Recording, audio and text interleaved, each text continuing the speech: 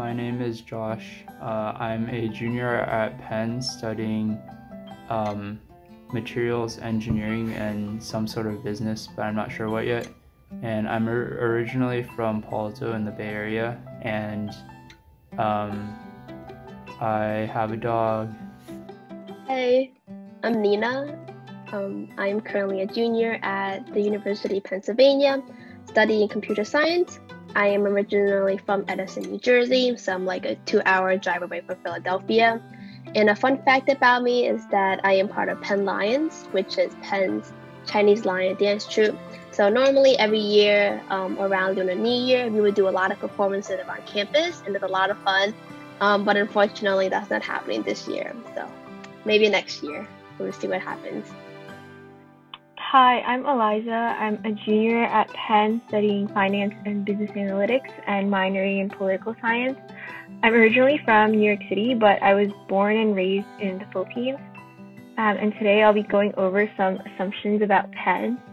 So onto these assumption prompts. So the first one is that everyone's very business oriented. I think this is true. You'll see a lot of people go into Penn not thinking they want to study business, and then they'll end up doing something within Wharton. So for me, I came in as a nursing and healthcare management dual degree. So I was supposed to be studying both nursing and Wharton, but I ended up dropping nursing solely for business, but it's because I liked it more. Penn is mostly known for its business school. Wharton, its other schools are School of Engineering and Applied Sciences, the Arts and Sciences, and the Nursing School. I think Wharton kind of like takes over because it's like the most well-known. It's where most of the money goes. It's what Penn is known for. So that's probably why people would think it's very business-oriented. I think this is probably true if you're in the Wharton School, but since I am not in the Wharton School, I don't think that this would be the case. For me as an engineer, startups here are very prevalent. There's a lot of startups that are founded here, a lot of funding and resources for startups. So you can argue in that case it's very business oriented. There's a big influence from Wharton, as in people are always like focused on like the job search, stuff like that.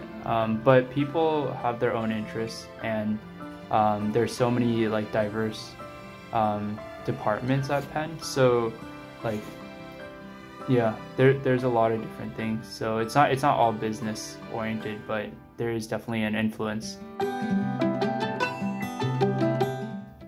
The second assumption is Wharton Bros.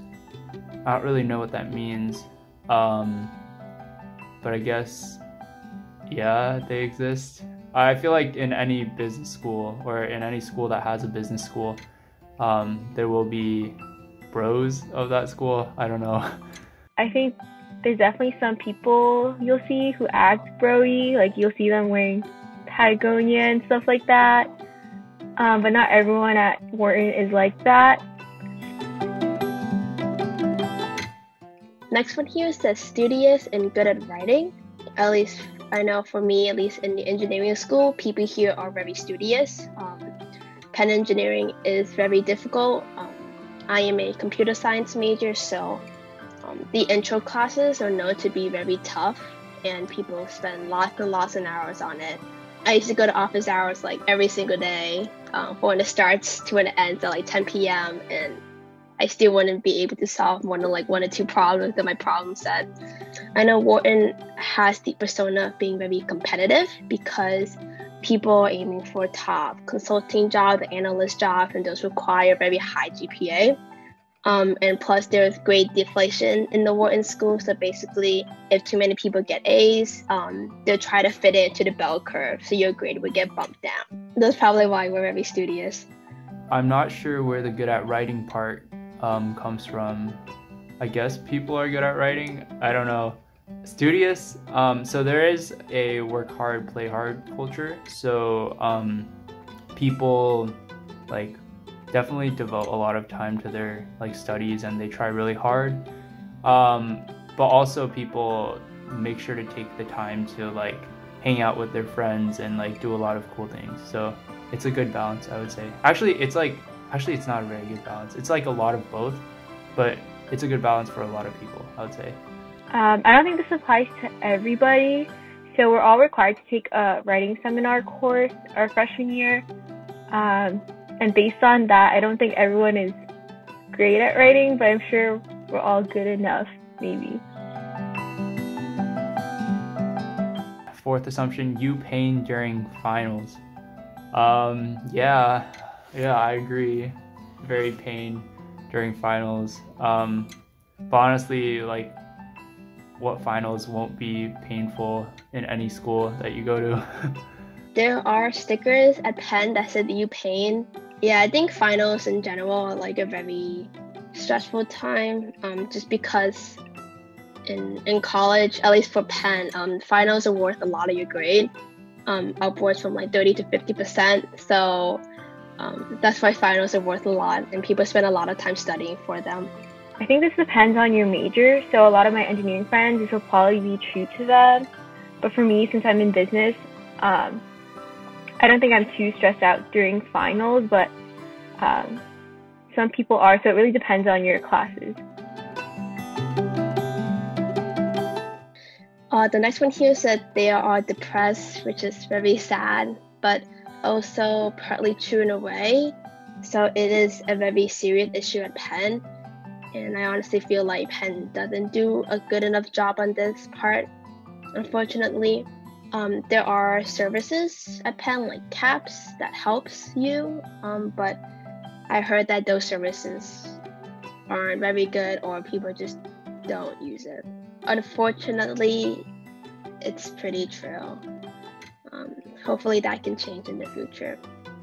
I would say there's a grain of truth to the they are all depressed, and partly it's because of all the stress that comes from real life is being is like infiltrating the college experience, especially at Penn, because it's a very, very pre-professional school. So there is a lot of I guess external pressure to succeed in the real world. Probably semi-true. I think Penn is very pre-professional. The environment is very cutthroat. Sometimes it's like hard to breathe, but like there's definitely a lot of good coming from going into school, and like there's a lot of fun things that you can do. So this is somewhat true. Rich because the state university tuition isn't making their pockets hurt. So I think this is something else with Penn State, but like to talk a little bit about Penn financial aid, you either get a lot or you get nothing. But there's definitely a lot of people at Penn who are very wealthy, so I think it's like 20% of our students are in the top 1%, so you'll definitely see people like flaunting their wealth, but that's not everyone. Penn is supposedly rich because of its endowments, and yet it is increasing its tuition every semester, even though we are virtual. Okay, so Penn actually gives really generous financial aid, as do I think all the Ivies and a lot of the other schools that are out there. So they always make it like if you want to go to that school, then they make it a possibility, or at least however much that they're able to. So there's that. Wow, okay, so the sixth assumption. I heard the Penn State football games are pretty rad. Yeah. I think they're mistaking Penn for Penn State, which happens very often. It's just kind of funny. Nobody goes to the UPenn football games. Yeah, so a lot of people joke that like we're Penn State and stuff. But in actuality, like the actual Penn football team, I don't think they're that good. I've never been to a football game from our school, so I wouldn't know. Okay, that should be it, I think. Hopefully this is helpful to you guys. Okay, bye.